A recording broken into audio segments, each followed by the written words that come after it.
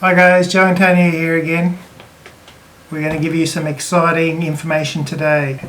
Previously I've done CCTV, how to build these cameras, put them on the outside of your house and mounting brackets, that sort of thing. So there's some information on YouTube that I've done, even building your own CCTV cameras if you're interested. There's these really cool cameras you can buy now with camera and a doorbell and a screen, and you can see who's at the door, and it's really cool, right? So the missus saw that, and why don't we have one of those? And okay, so how to make that happen without spending $300? You know me, cheap and cheerful, that's what I like to call it. You've only got a few bucks and you've got to make that happen. You don't have $300 or $400 to buy a fancy doorbell with a camera. So what have we got? We've already got the cameras installed.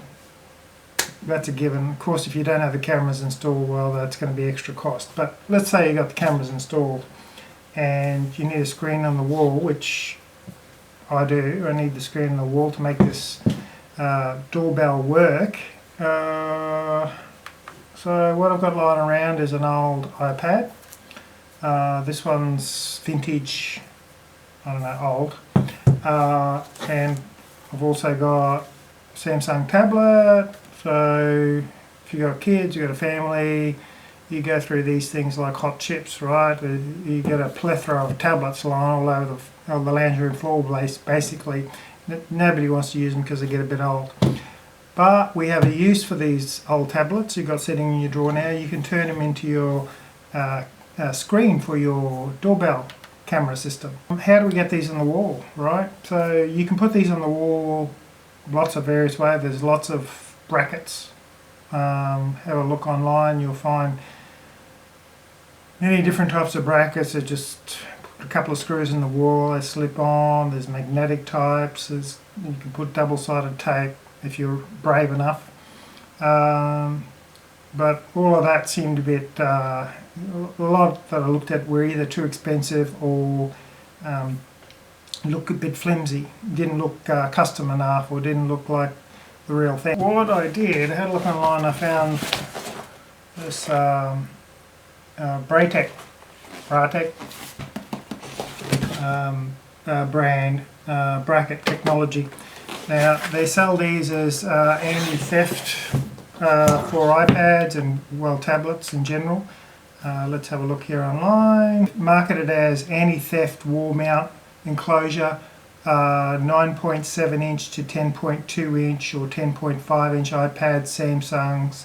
That covers iPad Air, iPad Pros, Samsung Galaxies and such. They're sort of a multi-fit enclosure. Looking about $40 plus delivery, so it's going to cost you $50 for one of these. Let's have a look inside. Okay, so you have an instruction booklet, fairly easy to follow, 1 through to step 5. Packet of screws, so you got wall mounting screws, Allen key, usual stuff, and a little spanner. Cool. This is the enclosure.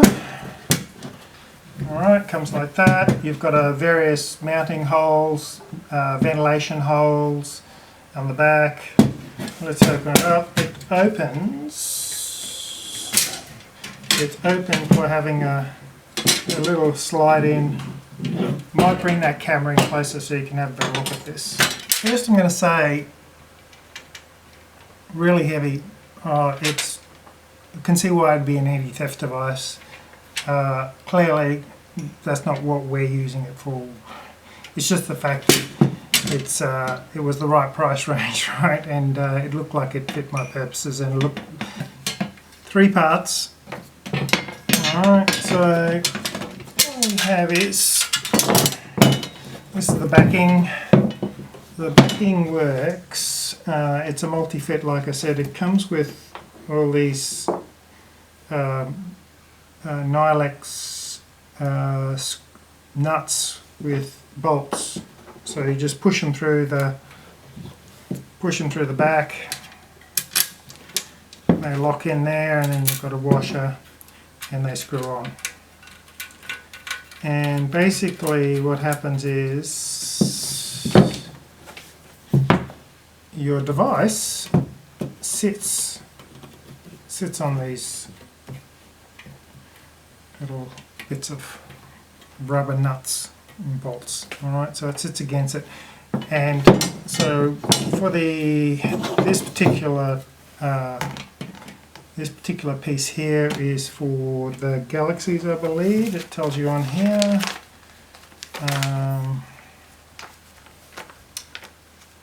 So different mounting positions. It gives you the mounting positions for the device. To be quite honest, for the iPad I didn't need this. For the Samsung, this is like a tab too, so it's really old. But what it comes down to is your device has got to be able to sit down inside there to a certain degree, and these are offset bolt positions that you can use. So depending on your device, and the manufacturer's got the models that it supports there. I'm guessing it could support pretty much any 10-inch or roughly 10-inch device if you're happy enough to make some modifications to it. If you're not handy with making modifications, then probably make sure that it fits your device. So for me, the 9.7-inch iPads are supported, and I found that just these two inner positions here, and then the iPad just basically sits in like that. Okay, and this is really old. This is 10-year-old iPad, so you may have something a bit newer around, and then you may need the other bracket that sits on front. Okay, in this case, this bracket doesn't fit this device. It just bounces around on top, so that's not much good. But anyway, for my purposes, I've just used the two side mounts on this device. Potentially I could get some underneath as well. I don't think I'll need them, because what happens when this goes on, it hinges in on one side like that, and then he just clips over and sandwiches your device. Upside down. Sandwiches your device. There are screws that go in the side there to lock it in once you're ready to go. But as you can see there, I can still get access to my button just. It doesn't move. Right, so there's no movement in there, not that it's going to get that sort of movement on your wall. And it's anti-theft, and someone's going to steal your 10-year-old iPad. I always say if they want to steal a 10-year-old electronic device, they're really desperate, and you should let them have it. Because, man, if they're that desperate, they probably need it more than you, so let them take it. But anyway, it is an anti-theft device. But you might ask how would we get the power to it. Gets a bit sticky getting this up. Alright, so what I will do with this one, and you can put when this goes on the wall, typically it's a gyprock wall, and there's going to be a power supply nearby of some light switch or power point, and you could put a recessed power point behind it, and just have the cable coming out the back straight into your recessed power point with a USB. There's plenty of information on YouTube about how to do that, but I'm not going to do that at all. I've got a wall at the back into a room that has a power point on the other side, so I'm not going to waste more money with electricians when I don't need to rewire this whole thing. It's easy for me. In my case, it's a matter of just feeding the cable in through the gyprock wall. Alright, so a small hole through the gyprock, through the back of this device, mount this on the wall. Right, so you've got your power coming in now, you have continuous power supply there. Your cable comes out the back, it just goes through the wall. You could have that feeding into a power point, recessed power point with your power brick behind it like that. Alright, or if you're lucky enough you'll have a power point on the other side of the wall like I do, and you can just feed that through and connect it, and that's fine as long as you can feed that cable. It's an extra long cable to feed that through. So that's pretty much it. That's all I want to basically go through the bracket, because the hard thing is looking at all the brackets online, finding what's out there, and you know what will actually work for you, right? And that's a hard thing. So with this, I just thought it was nice and simple. Doesn't look too simple now, I'm trying to put that on. But there's two slots. There's two slots, if you can see them. It's not a hinge, there's two slots there, right, at the end. And there's two lugs at the bottom here, and they just basically, it's very simple in concept. It just slides in onto those lugs. Slides in over those lugs, and then it clips at the end, and a couple of screws, and that's it. That's how simple it is. And once you I'm using it's IP camera viewer, and you can show multiple camera views there. This is just the trial version. It's free to try it out. You can go for it.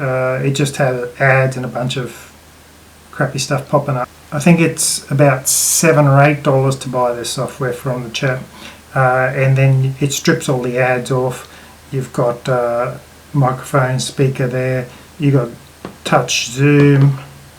I think you can have up to 8 feeds or more.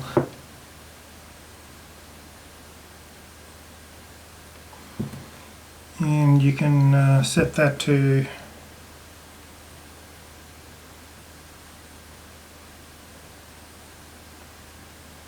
there you go. So it goes into auto sequence where I'll flick through your cameras. There's only 2 on this display at the moment, but it'll rotate between those 2 cameras.